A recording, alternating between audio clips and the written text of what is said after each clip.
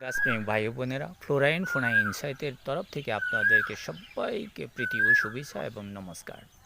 আজকে আমি পটে কীভাবে মিয়াজাকি ফলানো হবে ত্রিপুরাতে, সেই বিষয় নিয়ে আপডেট দিতে এসেছি আমার বাংলা চ্যানেলে। আমি এই গাছটিকে ১.৫ বছর আগে লাগিয়েছিলাম নিজেই। মাদার গাছ থেকে এটাকে সায়ন সংগ্রহ করেছিলাম। যদিও মাদার গাছ বলা ঠিক না, কারণ মাদার গাছে ফুল এসেছে এবং আমার টবেও মাত্র ফুল এসেছে। মাদার গাছ বলা ঠিক হবে না এই কারণে, কারণ আমার মাদার গাছে এখনও ফলন আমি দেখিনি। এবারে প্রথম দেখব মাদার গাছ এবং আমার পটের গাছে কীভাবে মিয়াজাকি ফলন হচ্ছে। আদৌ এইটা আমরা যারা গাছপ্রেমী গাছ ক্রয় করেছি, আমরা গাছ কিনেছি বাইরের রাজ্য থেকে, ওয়েস্ট বেঙ্গল থেকে গাছ সংগ্রহ করেছি, এই মিয়াজাকি আমটা এটা কি মিয়াজাকি হচ্ছে না মিয়াজাকি না, তার জন্য আমরা বিভিন্নভাবে গাছপ্রেমিকরা গাছ সংগ্রহ করে থাকি বিভিন্ন নার্সারি থেকে। কারণ একই নার্সারি থেকে যদি আমরা চারা সংগ্রহ করে থাকি, অনেক সময় কি দেখা যায় যে আমরা ২ নম্বরই চারা পাচ্ছি বা নকল চারা পাচ্ছি বা অন্য আম গাছের চারা পাচ্ছি। তার জন্য আমার এই চেষ্টা যে একটি নার্সারি থেকে গাছ সংগ্রহ না করে বিভিন্ন নার্সারি থেকে গাছ সংগ্রহ করে অনুসন্ধান করা, এবং এইটাকে নিয়ে আমি বিভিন্নভাবে রিসার্চ করা, এই প্রসেসটাই আমার এই ব্লকে আমি তুলে ধরছি। আজকে আমরা ১ বছর ঊর্ধ্বে, অর্থাৎ প্রায় ২ বছরের কাছাকাছিতে আমরা আমার এই পথে কি দেখতে পাচ্ছি, আমরা মিয়াজাকির ফুল দেখতে পাচ্ছি। এই মিয়াজাকি আদৌ আমাদের এই ত্রিপুরাতে হবে কি না, হচ্ছে কি না, তাকে দেখার জন্যই আমার আজকের এই ভিডিও। কারণ এই ভিডিও বিভিন্নভাবে বিভিন্ন সময়ে এটাকে আমি আপডেট দিতে থাকবো, তার ফুল এবং তার ফল এবং তার ফল বড় হওয়া, পাকা, হারভেস্টিং পর্যন্ত এই ভিডিওটাকে আমি আপনাদের সঙ্গে শেয়ার করার জন্য আজকে আমি ক্যামেরাবন্দি করলাম। কেননা আমাদের আগরতলা বা উদয়পুর, ধর্মনগর, কুমারঘাট, বিলোনিয়া, সাবরুম এইসব জায়গাতে বিভিন্ন গাছপ্রেমিক ছাদবাগানি এবং যারা টেরেস গার্ডেনে আঙ্গিনায় লাগাচ্ছে, তাদের জন্য আমার এই চেষ্টা যে আমরা কীভাবে ছোট্ট একটা পটে মিয়াজাকিকে ফলনশীল করতে পারবো, তার খাদ্য, রোগ শোক এবং তার তার ত্রিপুরাতে তার হারভেস্টিং কীভাবে হচ্ছে, কখন হচ্ছে, ওইটা দেখার জন্য।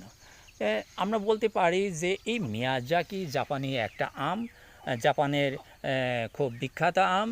অনেক সময় আমরা বিভিন্নভাবে ইউটিউবে দেখতে পাই যে এই আমটা পৃথিবী বিখ্যাত একটি আম।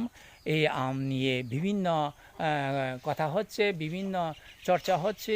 কেহ কেহ বলছে এই আমটি নাকি জোড়ায় বিক্রি হয়, এবং আমরা দেখি যে সঠিক এটা জাপানে জোড়ায় জোড়ায় বিক্রি হয়, এবং এই আমটা খুব দামি আম। এই আমটা নাকি জোড়ায় প্রায় ২ লক্ষের উপর, এটা আমরা দেখি, কিন্তু ইউটিউবে দেখি, কিন্তু এটা আমাদের চাক্ষুষ দেখা কারোর হয়নি মনে হয় আমার ত্রিপুরাবাসী এই আমটা। তবে আমরা এই আমটাকে একটা সুস্বাদু আম বলে জানি, তার জন্য এই আমটাকে আমরা লাগাচ্ছি ত্রিপুরাতে।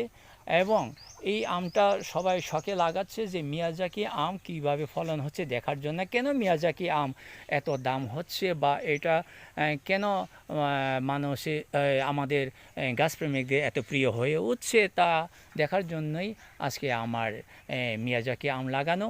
এবং মিয়াজাকি আম লাগাতে গিয়ে আমাকে কতটি নার্সারি থেকে সংগ্রহ করতে হয়েছে, এটা কি বলবো, যে ১টি ২টি নার্সারি নয়, ১০টি নার্সারি থেকে আমি আমের চারা সংগ্রহ করেছি।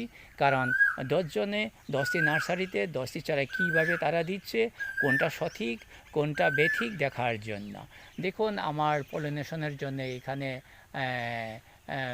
কি বলবো, আমাদের প্রাকৃতিক পলিনেশনের জন্য আমাদের এখানে মৌমাছি, ছোট মৌমাছি এসে গেছে। খুব আনন্দিত, কারণ আম যদিও আমরা হাওয়ার মাধ্যমে, বাতাসের মাধ্যমেও পলিনেশন হয়ে থাকি, কিন্তু তার মধ্যে যদি মধু মৌমাছিরা আসে আরও ভালো হয়, আরও সুন্দর হয়। তাই আমি খুব খুশি যে আমার মিয়াজাকি আমের মুকুলে, আমের ফুলে পলিনেশন হতে যাচ্ছে। এবং দেখতে পাচ্ছি, আমরা জানি যে আমের গুটি কোন কোন গুটি এটা ফলে রূপান্তরিত হয়, সেটা দেখতে পাবো। আমার এবং আমার যেটা আমি বলেছিলাম যে মাদার গাছ আছে, সেই মাদার গাছ আপনারা আপডেট দেখতে পারবেন। ওই গাছেও প্রচুর ফুল এসেছে, গাছ খুব সুন্দর হয়েছে, কারণ ট্রেনিং দিয়ে সময় দেরি করে আমি গাছটাকে তুলি, গাছটাকে বড় করি।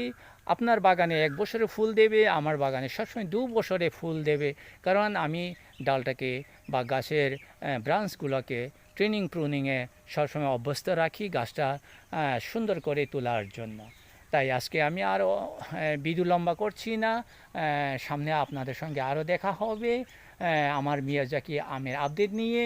এই মিয়াজাকি আম নাকি খুব দামি, সুস্বাদু জাপানি আম মিয়াজাকি আমাদের ত্রিপুরাতে বিভিন্ন জায়গাতে হচ্ছে, আমরা ভিডিওতে দেখতে পাচ্ছি, আপনারা আমার এইখানেও দেখতে পারবেন আমার ফ্লোরা এন্ড ফোনা ইনসাইট ব্লগ থেকে। এবং ফ্লোরা এন্ড ফোনা ইনসাইটের সঙ্গে যুক্ত আছে গ্রিন ভ্যালি প্লান্ট নার্সারি। আপনারা যদি কেউ সঠিক চারা ক্রয় করার জন্য আমার সঙ্গে যোগাযোগ করুন, কিভাবে সঠিক চারা সংগ্রহ করা যায়, বা আমার কাছ থেকে কেউ চারা ক্রয় করতে পারেন, এই আশা রেখে সবাইকে নমস্কার জানিয়ে আমার ভিডিও এখানে শেষ করলাম। ধন্যবাদ।